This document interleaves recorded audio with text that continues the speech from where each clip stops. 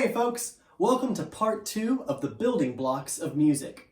This time we're tackling dynamics, which is a concept that asks how big, how loud, and how much is the music right now. A lot of people think that dynamics is the same as another musical word called volume. Volume asks how loud is this sound, and is definitely part of dynamics, but not the whole thing. Let me show you.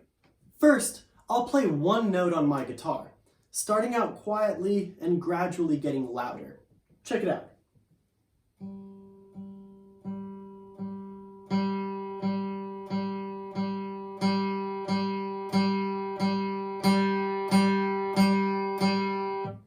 Next, I'll start adding notes on the other strings, making the sound bigger but staying at roughly the same volume.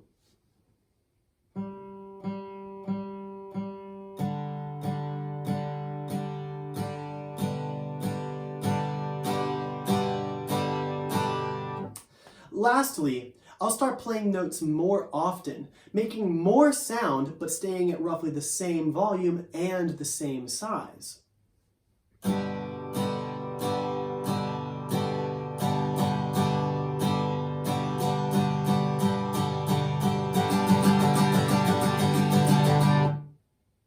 When we listen for how big, how loud, and how much music is happening, we're really asking how intense is the music right now.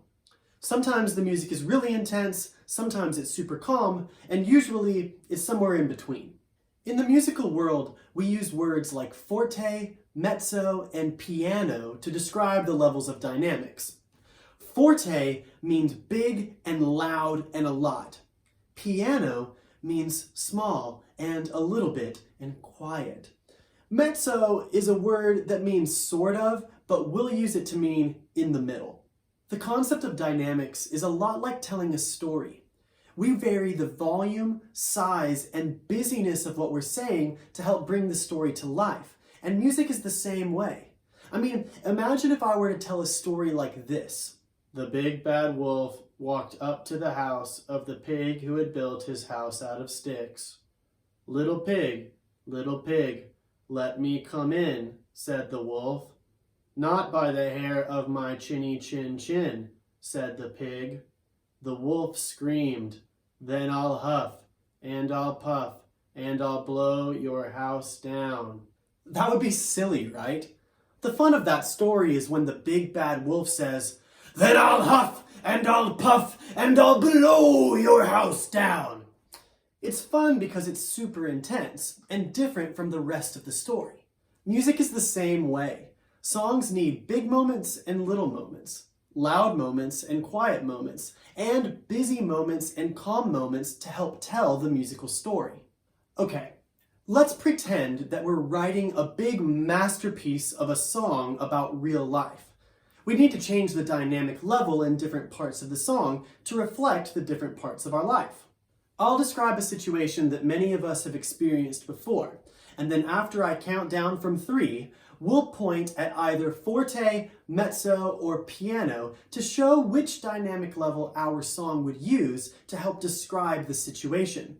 Remember, forte means big and loud and a lot, piano means small, quiet, and a little bit, and we're using mezzo as in the middle. Let's start with going to a high school, college, or professional football game. Ready? Forte, right? Because that situation is big and loud and a lot. What about taking a nap? Piano, right? That situation is small and quiet and a little bit. What about riding to school? Mezzo, right? That situation is kind of in the middle. What about doing schoolwork?